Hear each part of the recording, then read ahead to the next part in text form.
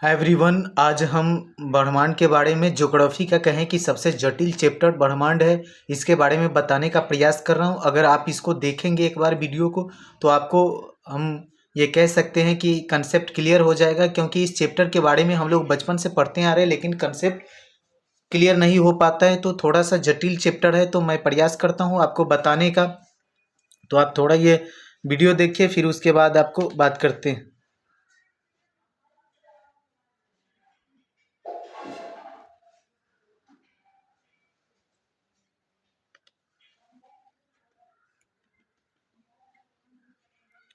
तो ब्रह्मांड के बारे में आपको बताएं उससे पहले कुछ जो है आपको उसके बारे में परिचय करा देता हूँ, है ना।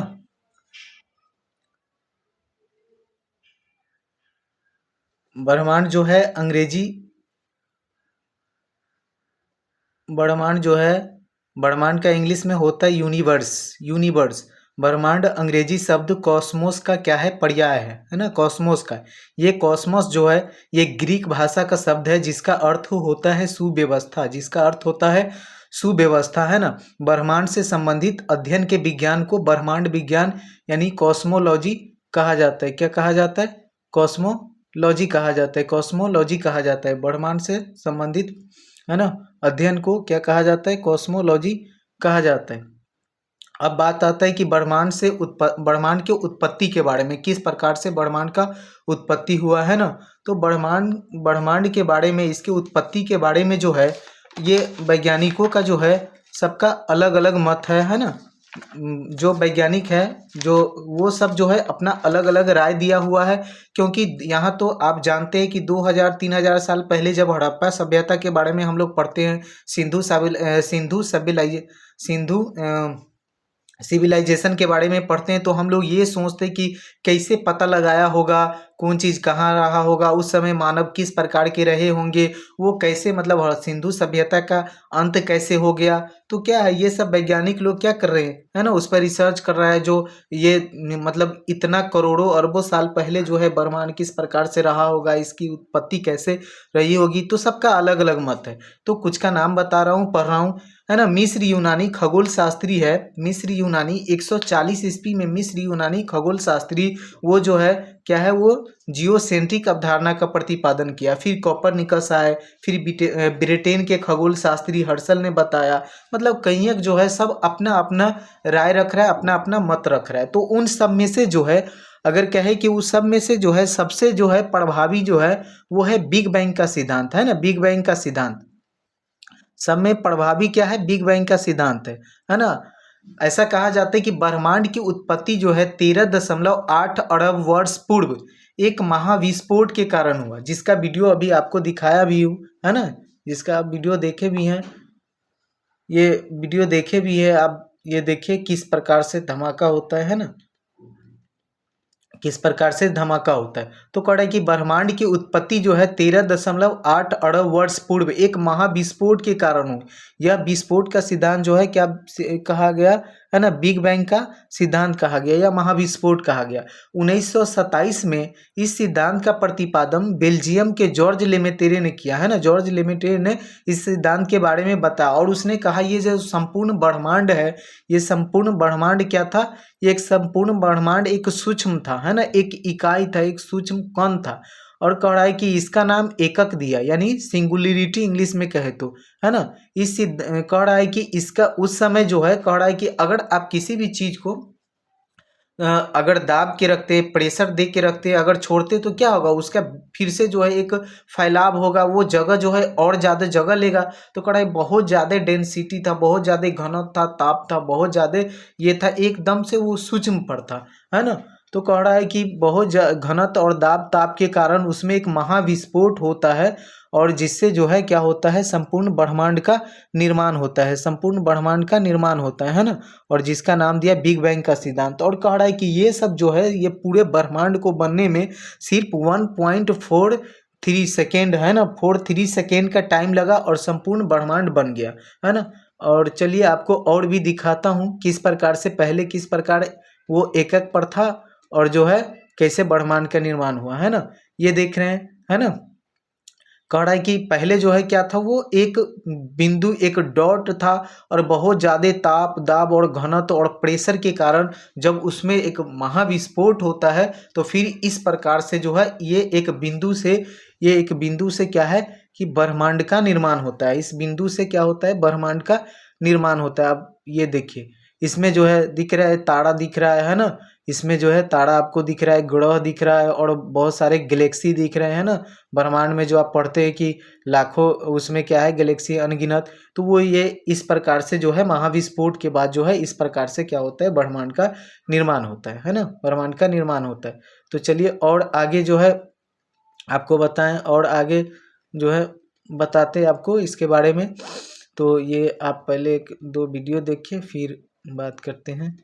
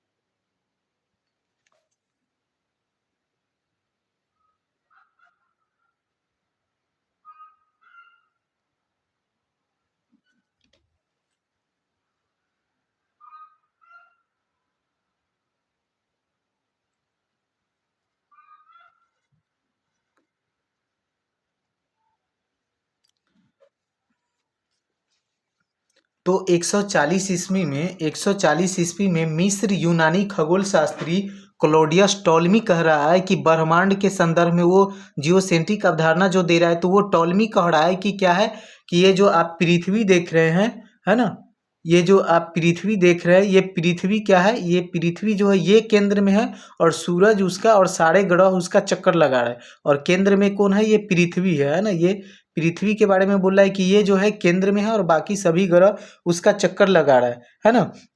फिर आगे चल के कोपरनिकस 1543 में उसने हेलियोसेंट्रिक अवधारणा का प्रतिपादन किया, और कोपरनिकस ने हेलियोसेंट्रिक और इसमें उसने कहा कि पृथ्वी केंद्र में नहीं बल्कि सूरज केंद्र में है। जो ये सूरज आप देख रहे हैं ना, ये सूरज देख रहे हैं, तो कोपरनिकस बता रहे हैं कि ये सूरज केंद्र में है, बाकी सभी ग्रह जो है उसका चक्कर लगा रहा है। जैसे वो जो है ये कोपरनिकस ने जैसे ये बात कहा, तो चर्च के पादरियों ने कहा कि तुम गलत कह रहे हो, पृथ्वी केंद्र में है, बाकी सारे जो ग्रह क्या कर रहे हो, उसका चक्कर लगा रहे। अगर तुम अपनी बात को वापस नहीं लोगे तो मारे जाओगे, है ना। तो उसने दबे शब्दों में ये कहा कि चलो तुम ही लोग ठीक कह रहे हो, पृथ्वी केंद्र में है और सूरज और बाकी ग्रह उसका चक्कर लगा रहा है। लेकिन उसने ये बात बताया कि पृथ्वी केंद्र में नहीं बल्कि सूरज केंद्र में, है ना। फिर आगे चल के 1805 में ब्रिटेन के खगोल शास्त्री कह रहा है, ब्रिटेन के खगोल शास्त्री क्या कह रहा है, 1805 में ब्रिटेन के खगोल शास्त्री कह रहा है कि ये जो तुम लोग देख रहे हो, है ना, ये जो तुम लोग देखते हो ब्रह्मांड के बारे में, है ना, ब्रह्मांड के बारे में तुम लोग जो देखते हो, ये जो है जो सूरज, पृथ्वी, जितने भी ग्रह देखते हो, ये सब क्या है, ब्रह्मांड का एकमात्र इकाई है ना।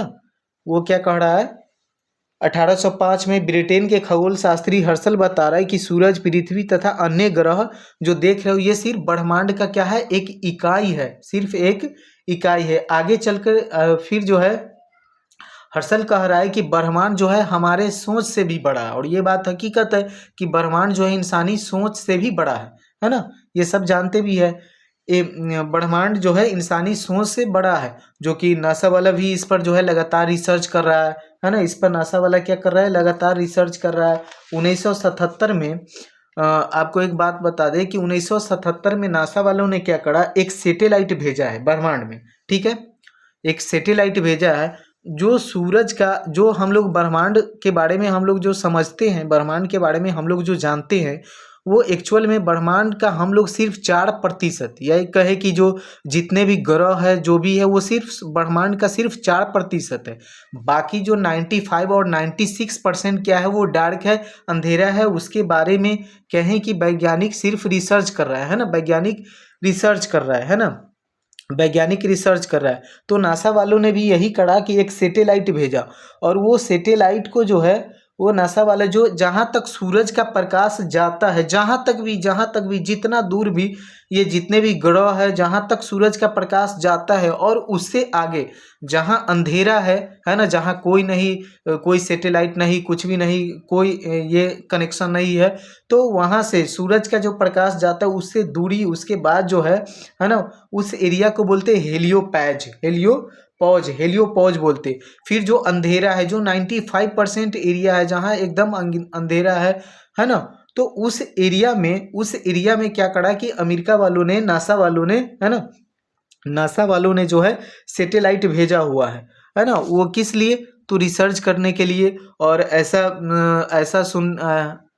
ऐसा ये सुनने में आता है कि उसने जो है पक्षी की आवाज़, है ना, पक्षी की आवाज़, फिर उसके बाद में जो है संगीत, ये सब भी उसमें रिकॉर्ड करके, टेप करके उसमें भेजा हुआ है, ताकि ब्रह्मांड में अन्य कोई ग्रह पर क्या होगा, है ना, कोई अदर प्रजाति रहते होंगे या एलियन उलियन के बारे में, तो वो सब सुनेगा या ये करेगा, तो कहेगा कि मतलब कौन ग्रह से आया है, क्या है, नहीं है, ये सब चीज़ें, है ना, ये सब के लिए, है ना, ऐसा करा हुआ है। तो वो जो है ये क्या बोलते हैं उसको, सैटेलाइट भेजा हुआ है। तो जहाँ तक सूरज का प्रकाश जाता है उससे दूरी, मतलब जहाँ ब्लैक, ये कहें कि डार्क है, अंधेरा, जहाँ कुछ नहीं हो सकता, वहाँ भेजा हुआ, इंटर स्टेलर क्षेत्र में जो है भेजा हुआ। और वहाँ से वो निरंतर क्या कर रहा है कि मैसेज भेज रहा है, संदेश भेज रहा है ना, निरंतर मैसेज भेज रहा है, संदेश भेज रहा है। 2035 तक का उसका ये लक्ष्य है, उसके बारे में जानकारी एकत्र करने के लिए, है ना, जानकारी कलेक्शन कर रहा है ना, बराबर वो।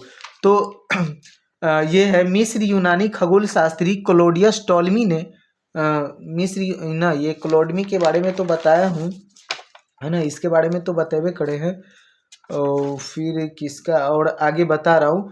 हाँ, तो ये जो है ब्रह्मांड के बारे में उसने जो है ये क्या करा कि सैटेलाइट भेजा है, ताकि मतलब ये उस सब के बारे में पता कर सके। और सिर्फ हम लोग क्या कर रहे हैं, ब्रह्मांड जितने भी ग्रह है उसका 4% ही हम लोग देख पा रहे हैं, बाकी सारा क्या है, डार्क है, बाकी सब क्या है, अंधेरा है ना, बाकी सब अंधेरा। और ब्रह्मांड में जो है सबसे ज़्यादा मात्रा में कौन है, तो ब्रह्मांड में सबसे ज़्यादा मात्रा में क्या है, ब्रह्मांड में सबसे ज़्यादा मात्रा में हाइड्रोजन है, और दूसरे नंबर पर क्या है, हीलियम है, दूसरे नंबर पर हीलियम है। तो ये तो रहा कि ब्रह्मांड के उत्पत्ति के संदर्भ में उसके बारे में, है ना।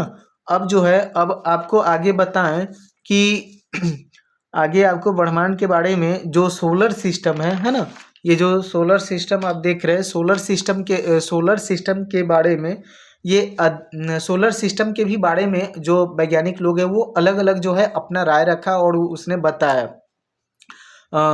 सोलर सिस्टम के बारे में इमैनुअल कांट, जर्मनी का एक वैज्ञानिक है इमैनुअल कांट, वो सोलर सिस्टम के बारे में कहता है ना, उन्होंने गैसीय परिकल्पना दिया। और वो सोलर सिस्टम के बारे में वो कह रहा है कि ये जो ब्रह्मांड में सोलर सिस्टम में कह रहा है कि ये सब क्या है, गैस का अणु था, है ना, इसमें गैस के अणु थे, ठंडे थे, और वो सब क्या करा कि वो सब जो है चक्कर काटा बहुत ज़्यादा, वो सब चक्कर काटा, तो धीरे धीरे धीरे धीरे वो क्या हो गया, ये आपको और दूसरा वीडियो दिखाता हूँ, उसमें पूरा क्लियर से समझ में आएगा। एक मिनट,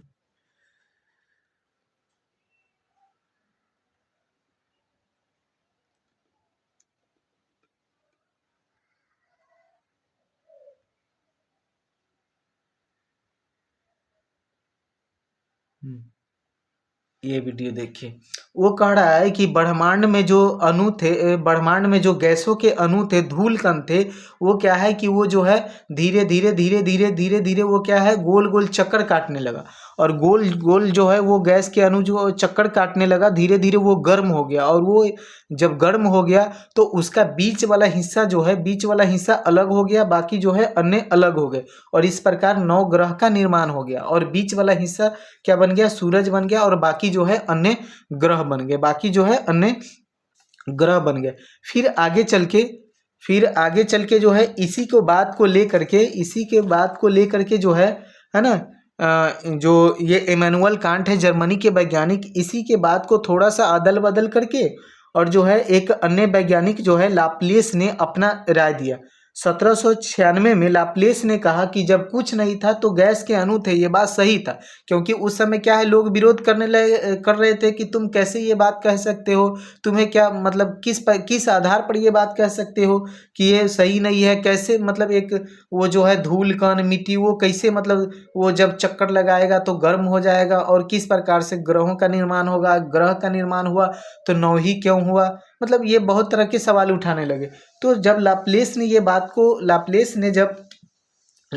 ने जब ये बात बताया तो उन्होंने कहा नहीं, ये जो गैस के अणु थे ये पहले से ही गर्म थे, है ना, किंतु ये जो गैस के अणु थे पहले से ही गर्म थे, और गैस के अणु ये जो है गुरुत्वाकर्षण की वजह से गैस के अणु जो है आपस में मिलने लगे और गैस के अणु मिलकर एक बड़ा सा झुंड बना लिया, जिससे गैसों का धूल यानी कहें कि बादल, है ना, बादल का निर्माण जिस प्रकार से बादल होता है ना वैसा बन गया, है ना।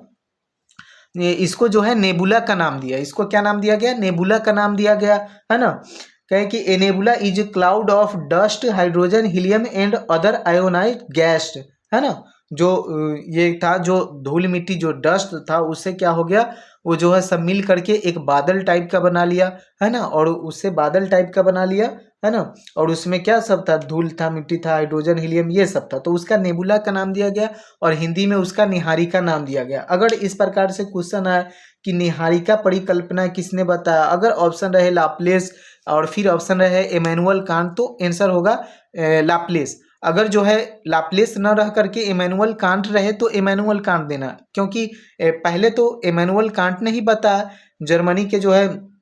जर्मनी के वैज्ञानिक इमैनुअल कांट ने बताया, लेकिन लाप्लेस क्या उसमें थोड़ा सा चेंजिंग करके और उसने ये बता दिया। अब ये जो है ब्रह्मांड में सही में ऐसा होता है कि धूल कण और ये जो अलग अलग जो है ब्रह्मांड में ये धूल कण जो अलग अलग ये सब क्या है कि आपस में जुड़ने लगते हैं, ऐसा सही में होता है क्या। तो इसको लेकर के जो है इस प्रकार से इसको लेकर के जो है नासा वालों ने एक्सपेरिमेंट करा कि सही में ये बात सही है कि नहीं है। इसको लेकर के नासा वालों ने क्या करा, एक्सपेरिमेंट करा, और उसने जो है पृथ्वी पर ही एकदम अंतरिक्ष के जैसा सेटअप तैयार करा, और सेटअप तैयार करने के बाद वैसा सिचुएशन बनाया और उसमें जो है धूल के कण रखा, और जो है उसको धूल के कण रखा, और इस ऐसा सिचुएशन बनाया कि वो जो है वो भी जो है जिस प्रकार से अंतरिक्ष में सब जो है क्या करते हैं, चक्कर काटते, वैसा वो भी चक्कर लगाता है कि नहीं लगाता। तो जब उसने ऐसा सेटअप तैयार करा तो सच में जो धूल के कण थे वो क्या करा, अंतरिक्ष में तैरने लगा और वो जो है चक्कर काटने लगा। तो उसका बात ये जो हुआ क्या हुआ, सही हुआ, है ना। इस प्रकार से उसका बात ये जो है सही हुआ। तो इसमें तो और ज़्यादा होगा, मतलब और आगे बताना किस प्रकार से अब जो ग्रह का निर्माण होगा, है ना, सूरज का, उसके बाद क्या है कि सूरज है, बुध है, शुक्र है, ये एक एक करके सारे ग्रह को, तो मैं उसके लिए फिर एक अलग वीडियो बनाता हूँ, है ना, उसका एक अलग वीडियो बनाता हूँ, और फिर जो है वो सबके जो है उस भी डिटेल से बताने का प्रयास करता हूँ। ये थोड़ा ज़्यादा लंबा हो जाएगा, या ऑफलाइन में अगर कभी मौका मिला, अगर आप लोग का इंटरेस्ट रहा, अगर आप चाहें कि हाँ हमको समझना है तो फिर क्यों नहीं, कोई दिक्कत नहीं, मतलब मैं कोशिश करूँगा बताने का, है ना, बताने का प्रयास करूँगा।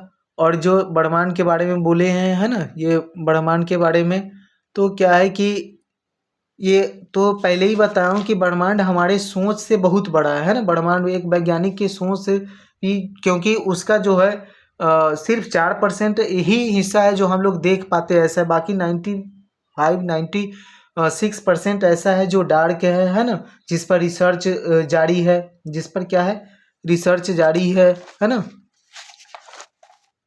तो चलिए अब अगले वीडियो में मैं बताने का प्रयास करूँगा अगले वीडियो में, ताकि ये एक ही वीडियो में करेंगे तो बहुत लंबा भी हो जाएगा और पूरा एकदम सही से नहीं होगा। तो अब यहाँ से स्टॉप करते फिर अगले, क्योंकि यह चैप्टर तो बहुत ही लंबा है। फिर उसके बाद में बताएंगे सूरज के बारे में, बुध शुक्र, है ना, सारे ग्रह के बारे में, और कौन मतलब ग्रह जो है वो चक्कर लगा रहा है, सबसे बड़ा कौन है, वो घूर्णन क्या होता है ना, फिर परिक्रमा क्या होता है, ये सारे चीज़ को जो है ना बताने का प्रयास करेंगे। और जो है आपको प्रकाश के बारे में बहुत ऐसा इसमें मतलब समझने वाली बात है। इतना आसान नहीं है, इतना छोटा नहीं है, बहुत बड़ा है ना। तो ये देख रहे हैं कि ये जो आप मतलब ये देखते होंगे किधर गया वो वीडियो।